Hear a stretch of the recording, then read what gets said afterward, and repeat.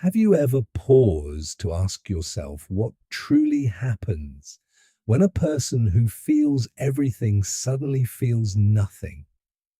Not because their heart has turned cold, but because they've finally learned the delicate, almost brutal difference between compassion and self-destruction. It's not numbness, it's clarity.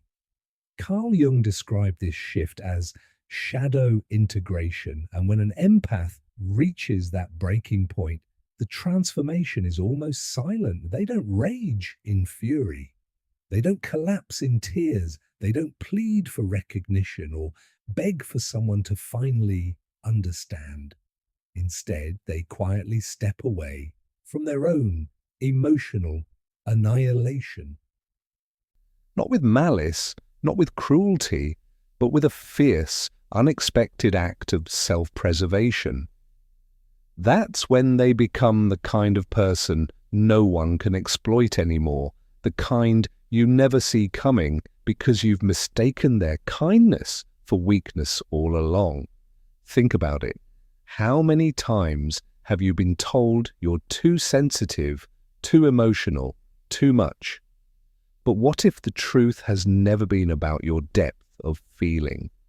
What if the real issue lies in a world that mistakes emotional intelligence for endless availability? A world that confuses your ability to feel deeply with some obligation to fix what was never yours to repair. Empaths are misunderstood not because they're wrapped in mystery, but because their greatest strength remains invisible until it finally breaks free from the cage they built to keep everyone else comfortable. From the outside, you look infinitely open, the person everyone calls when their world comes undone. But when your world is unraveling, who calls you? You've carried burdens that were never yours, taken responsibility for wounds that were never meant for your hands to heal. You've apologized for boundaries you were right to set, boundaries others refused to honor. And in doing so, you've turned yourself into a container for everyone else's chaos. Meanwhile, your own suffering lingers in silence, unnoticed, unattended, unloved. The exhaustion you feel is not just tiredness, it is bone-deep weariness. It's the ache of someone who has been everyone's safe harbor while slowly drowning in their own storm. And all the while, no one even sees the waves crashing over you. Carl Jung spoke of this imbalance as the shadow self, the unbearable tension between the mask we wear for the world and the authentic self we hide to be accepted. For empaths, that mask is the eternal rescuer. You've mastered the painful art of smiling while breaking, of offering comfort through your own pain, of staying calm in the midst of chaos while pretending that the endless emotional labor hasn't been quietly killing something inside you piece by piece. Shadow self, eternal rescuer, smiling while breaking, comfort through your own pain, staying calm in chaos. But beneath that carefully constructed mask of infinite availability lies someone who has never truly felt seen, someone who carries the burdens of others as if personally responsible for the emotional well-being of everyone around them. Someone who has convinced themselves that being needed must mean being loved, that being useful must mean being valued. Yet deep down, you know it's not. And somewhere inside, hidden beneath years of conditioning disguised as compassion, that truth flickers. Pause for a moment and ask yourself, when was the last time someone looked at you, truly looked at you and asked how you were doing? Then stayed to hear your real answer. When was the last time someone held space for your pain the way you've so faithfully held space for theirs? And the reality is undeniable. You've been carrying the emotional weight of others for so long that you can't even remember what it feels like to travel light, unburdened, free. You've been so busy playing the therapist for everyone else that you've forgotten the obvious. You too deserve care. You've sacrificed so much of yourself for so long that even the thought of self-care feels foreign, selfish, even wrong. Psychologists call this emotional parentification, when you take on responsibility for regulating everyone else's emotions while your own remain unwitnessed, unprocessed, and deeply unhealed. You've poured endlessly from an empty cup, giving and giving, until you no longer remember what it feels like to take a sip for yourself. This is where the cognitive dissonance begins to tear at you. One part of you knows beyond doubt that you are being used. Yet another part has built its entire identity on being needed. One part of you aches for reciprocity, for someone to finally meet you where you are. But another part has been conditioned to believe that asking for support makes you selfish. And eventually, without warning, something inside you begins to collapse, quietly, invisibly, completely. But what rises next is not weakness. It is not a breakdown, though the weight of it may feel like one. It is, in truth, the beginning of the most profound transformation you will ever face. It is your psyche refusing to fragment any longer. It is the dangerous, liberating awakening to your worth. And this shift doesn't arrive with trumpets or fireworks. It doesn't unfold in a single, dramatic revelation. Instead, it begins in whispers, in subtle changes that others dismiss as mere stress or temporary mood swing. You notice yourself no longer rushing to say yes to every request that drains your energy. Crises that once would have consumed you with anxious rescue attempts now barely register as emergencies in your world. Slowly, you begin setting boundaries without feeling that crushing guilt pressing against your chest. You step back from conversations that used to drain hours of your emotional strength. You stop reflexively fixing what others break and soothing what others disturb. Infinite availability, carrying burdens, being useful, emotional parentification, cognitive dissonance, dangerous awakening, subtle changes, setting boundaries, emotional strength. Stop fixing what others break. Your body is present, but your soul has quietly stepped back. There is now a space, a subtle but undeniable distance between who you truly are and the version of yourself you've been performing for others. This is the moment Carl Jung described as enantiodromia, the unbearable psychological pressure of holding opposing forces within you until one day the contradiction becomes too heavy to contain. And when it finally collapses, the self you've been hiding beneath the performance begins to emerge. Let me tell you about Sarah. She was 34, a dedicated social worker and a compulsive emotional rescuer. She was the friend everyone called during their darkest 2 a.m. breakdowns.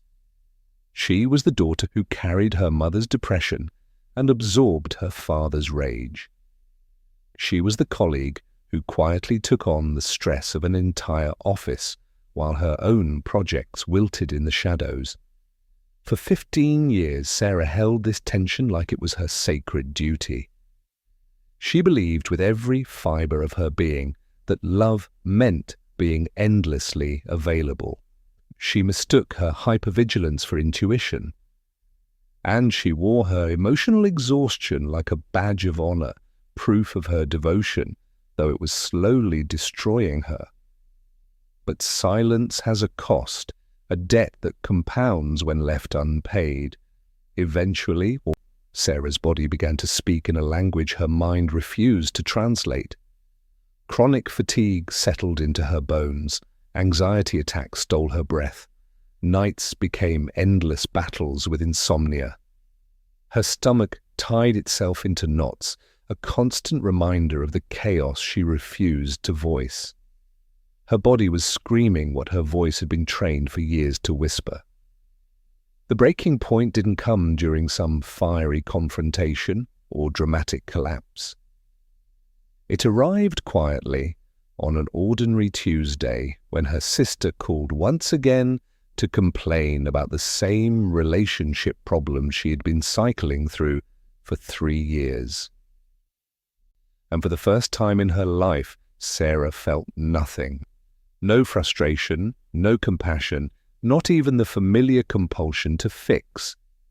Instead, she felt a crystalline clarity, as if it had risen from the deepest part of her being. A quiet knowing, I'm done. She didn't slam the phone down. She didn't lecture her sister.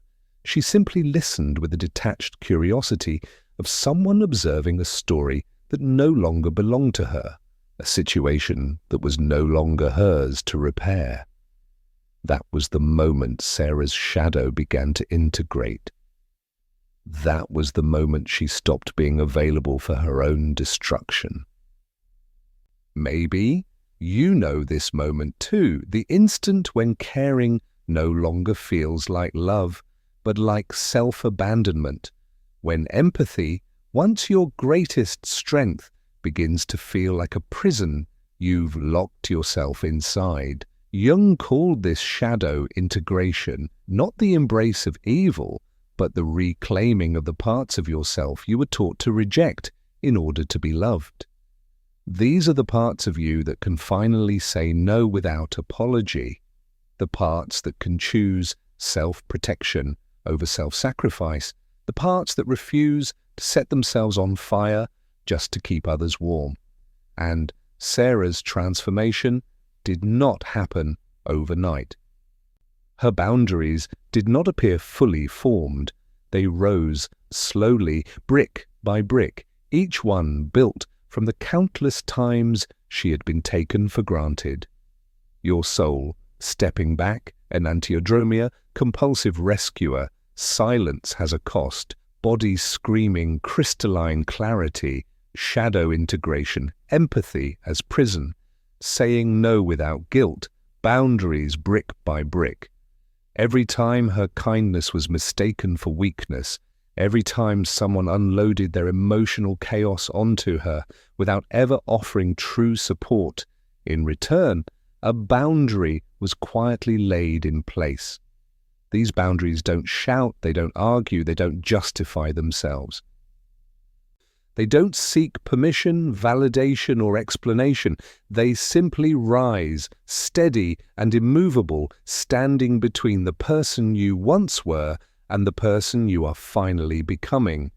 And you stand behind them, not hiding anymore, not apologizing anymore, but at long last, becoming unavailable to be used.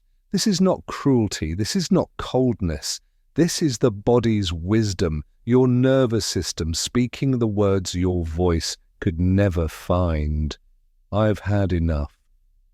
Jung understood that the psyche carries an unstoppable drive toward wholeness.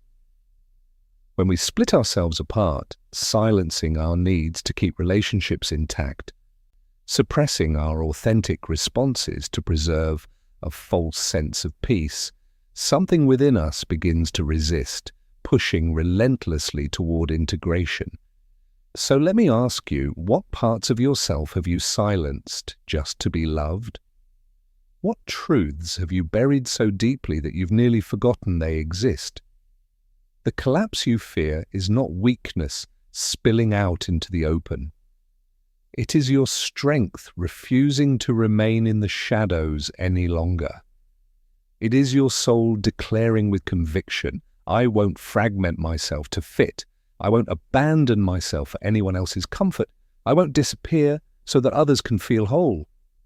This is where the danger begins. This is the moment people often misinterpret as selfishness. Family members may stare in confusion, even alarm, as you step back from managing their emotions as though it were your life's mission. They label you cold, they call you distant, they whisper that you've changed. And yet the irony is almost unbearable because the truth is, you are becoming more yourself than you have ever been. The integrated empath doesn't lose compassion. They lose the compulsion to destroy themselves for it. They still feel deeply, but they no longer drown in everyone else's depths. They still care profoundly, but they no longer carry what isn't theirs to carry. And this shift, this awakening, makes the empath profoundly threatening to systems built upon their endless self-sacrifice. Because for the first time, you begin protecting your peace more fiercely than you ever protected your reputation. You no longer translate someone else's chaos into your personal responsibility. You no longer agree to hold dysfunction just to keep the illusion of harmony alive. People around you may demand the old version of you back, the one who absorbed their anxiety, who managed their moods, who carried their unresolved wounds like unpaid debts. But that role has been retired. The savior complex has been laid to rest. You are no longer available to heal what was never yours to heal. And that is exactly what makes the integrated empath so threatening to entire systems built on emotional labor. Because now, instead of collapsing under the weight of others, you begin guarding your energy more fiercely than you once guarded your image. You stop absorbing everyone else's chaos into your nervous system. You cultivate something far more radical, what I call conscious empathy.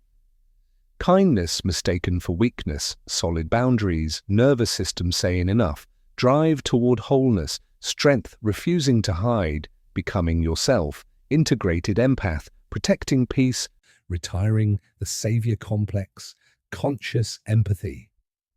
You can still feel others' emotions, but you are no longer compelled to fix them. You can sense their pain without drowning in it. You can witness their struggles without automatically turning them into your own emergencies.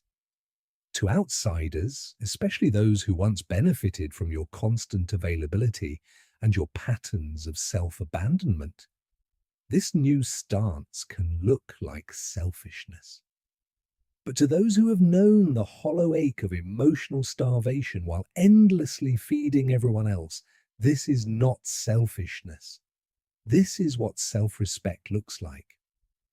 You are no longer standing in line, waiting to be chosen because you have already chosen yourself.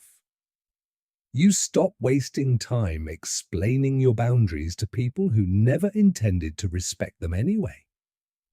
You stop exhausting yourself to prove your worth to those who always took it for granted. You step away from the endless performance of emotional caretaker, a role you never truly agreed to play.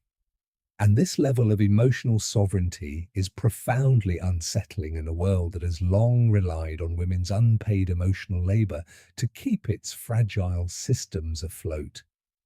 When you stop participating in relationships where you are expected to shrink so that others can feel comfortable, people notice. And when you stop engaging with those who interpret your boundaries as betrayal, their demands often escalate. But here's what they don't understand. You haven't grown heartless. You have simply become unavailable for heartbreak, both giving it and receiving it. You no longer participate in the cultural gaslighting that twists healthy boundaries into accusations of selfishness. The transformed empath is not cruel. They are simply unavailable for cruelty. They are not cold. They are simply unavailable to be burned again. They are not selfish. They are finally, for the first time, including themselves in the circle of care they so freely offered to everyone else.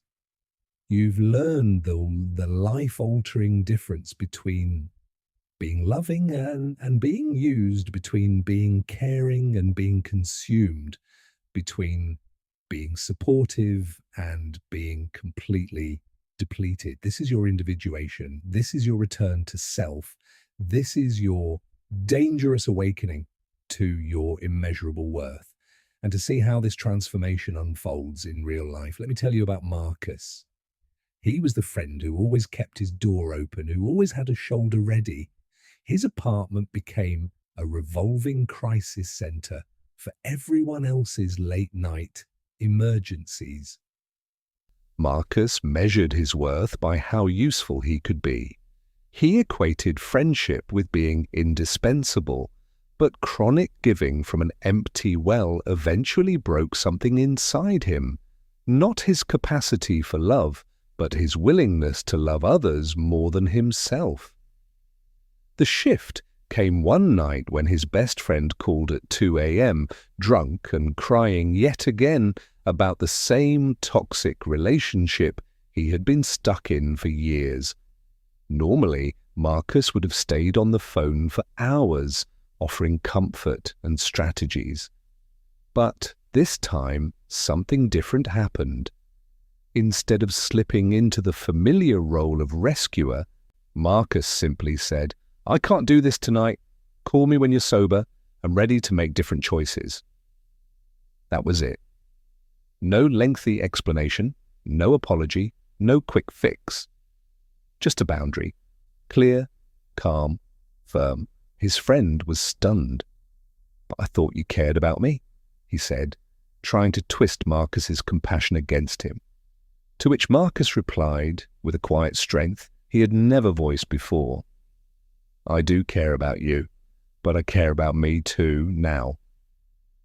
Feel without fixing, emotional starvation, self-respect, stop proving worth, emotional sovereignty, unavailable for heartbreak, not selfish but self-caring, dangerous awakening, chronic giving from an empty well, I care about me too now. That's the line that changes everything. But I care about me too. Have you noticed how differently people respond once you stop being endlessly available to absorb their problems? How certain relationships seem to evaporate the moment you refuse to be the one who always gives more, who always bends further, who always sacrifices. This shift is not about becoming heartless. It is about finally having a heart that belongs to you first. The truth is, those who genuinely love you will learn to adjust to your boundaries. They will honor the space you create for yourself, even if it challenges them at first. But those who are only using you will reveal themselves through their resistance, their anger, or their sudden absence when your growth no longer serves their comfort. And this is what makes you dangerous in the most beautiful way possible. You become dangerous to anyone who has confused your kindness for weakness, your empathy for unlimited availability, your love for something they could take without ever giving back. Think about it. People don't fear the empath who gives everything away freely. They fear the empath who stops giving anything that isn't freely chosen. Because now, the person who once absorbed their anxiety reflects it back to them like a mirror they cannot escape. The one who once made endless excuses for their behavior now simply observes it without explanation, without rescue, without justification. And this terrifies those who built their emotional stability on your instability, who built their comfort on your willingness to be uncomfortable, who built their peace on your acceptance of chaos. Jung once wrote, "The privilege of a lifetime is to become who you truly are." For the empath, this moment of authentic becoming arrives quietly, almost silently, but once it takes root, it is irreversible. It doesn't come with dramatic declarations or long explanations. It simply is.